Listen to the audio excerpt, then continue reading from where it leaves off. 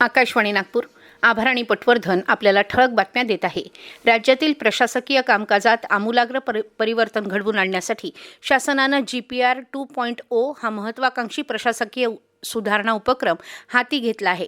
महाराष्ट्राच्या या अभिनव उपक्रमाचं पंतप्रधान नरेंद्र मोदी यांनी विशेष कौतुक करत देशातील इतर राज्यांनाही याच धर्तीवर कार्य करण्याच्या सूचना दिल्या आहेत.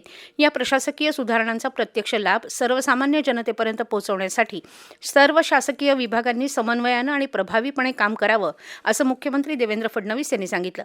महाराष्ट्रातील 12 जिल्हा परिषदेतील एकूण 731 जागांपैकी 661 जागांचा कल जाहीर झाला असून यात भाजपनं 236, शिवसेना 140, राष्ट्रवादी काँग्रेस 151 जागांसह निर्विवाद यश मिळवलं आहे. 125 पंचायत समितींपैकी 50च्या जवळपास भाजपनं एक हाती झेंडा फडकावला असून 60च्या वर महायुतीचा झेंडा आहे, तर काँग्रेस, उबाठा 10च्या आत सामावले आहेत.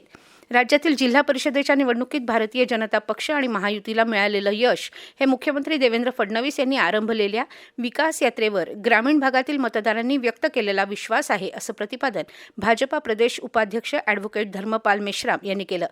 महाराष्ट्रातील महानगरपालिका निवडणुकांप्रमाणेच जिल्हा परिषद निवडणुका आणि पंचायत समितीच्या निवडणुकांमध्येही भाजपचं वर्चस्व राहील आणि जवळपास 8 जिल्हा परिषदांमध्ये भाजपचे अध्यक्ष होणार असून ग्रामीण भागात महायुती सत्तेत येणार असा विश्वास महसूल मंत्री चंद्रशेखर बावनकुळे यांनी व्यक्त केला.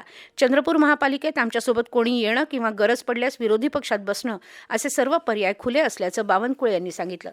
परीक्षा म्हणजे आयुष्याच्या एका सुंदर प्रवासाची सुरुवात आहे.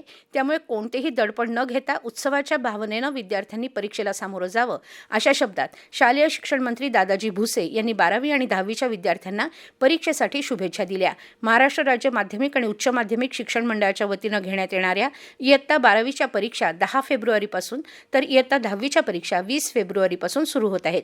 विदर्भात आज अकोला आणि अमरावती इथं सर्वाधिक 33.6 अंश सेल्सिअस तर नागपुरात 31.6 अंश सेल्सिअस इतक्या कमाल तापमानाची नोंद करण्यात आली.